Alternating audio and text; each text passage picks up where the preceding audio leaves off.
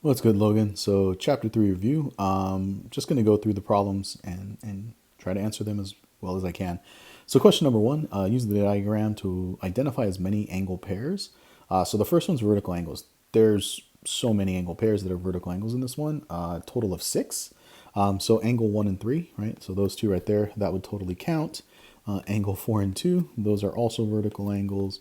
9 and 11, those would count. I fear that I'm going to run out of colors here. 12 and 10, those are vertical angles. This is all review. And then we got 5 and 7, those are vertical angles over there, followed by 8 and 6. So those would be all our examples of vertical angles. All right, next, linear pairs. Okay, this one is out of control. This one, there's too many answers. So just remember, linear pair is anytime you have an angle that's next to an angle adjacent, and on the, they form that line essentially. So 5 and 6, 5 and 8, 6 and 7, 7 and 8. Yeah. So you notice there's quite a few, right? I think there's 4 at every intersection. So there would be 12 answers for this one. So linear pair, rather than going through that, I'm going to kind of just say, 5 and 6 is an example. 5 and 8 would have been an example, things like that. Okay, so we'll go back. Now we're going to take a look at corresponding angles. Corresponding angles. So for this one, there's quite a few as well. Okay, so 4 corresponds to 2, not angle 2, but to 2 different angles. On transversal A, 4 and 12 are corresponding because they're in the same position. It's just they're in different locations. But then you'll also notice that 4 and 8 are corresponding angles as well. So you could say 4 and 12, 4 and 8.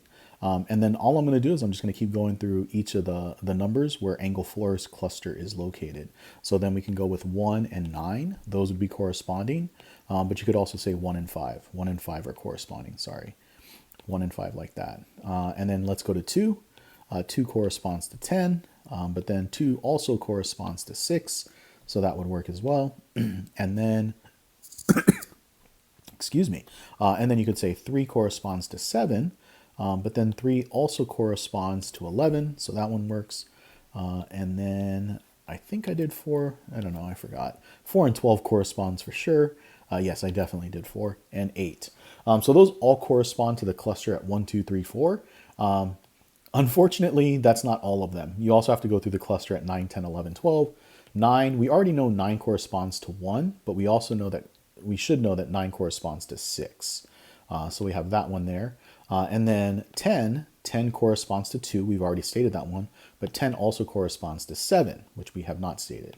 And then going on, moving to 11. 11 corresponds to 8, as it does correspond to 3, 11 and 3. All right. And then finally 12. 12 corresponds to 5. Okay. So you can go through all of those right there. Once again, there's a lot of corresponding angles. Just the same thing is true about alternate interior, alternate exterior, and so forth. All right, next we're going to take a look at the alternate interior angles. The good news is we will not be using any of these angles, 4, 9, or 7. And the reason we can't use those is because none of those angles are actually on the interior of their transversals. So those are all exterior numbers right there, or angles. Okay, so alternate interior. 1 and 11 would be alternate interior, as would 2 and 12. Those would be alternate interior. Moving over to the transversal on transversal line C, we get 5. 5 is an alternate interior with 3. And 8 is an alternate interior with 2. Now we're going to take a look at 5, 6, 7, 8, and 9, 10, 11, 12. 10 and 5 are alternate interior, just like 11 and 6 are alternate interior. All right, moving on to the alternate exterior angles. Alternate exterior, sorry. So on this one here, it's, just as many as alternate interior, except now you're talking about exteriors. 4 and 10, alternate exterior.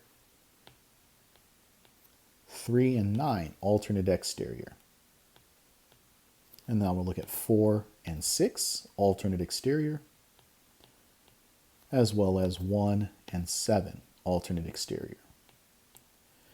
8 and 9, alternate exterior, and 7 and 12, alternate exterior.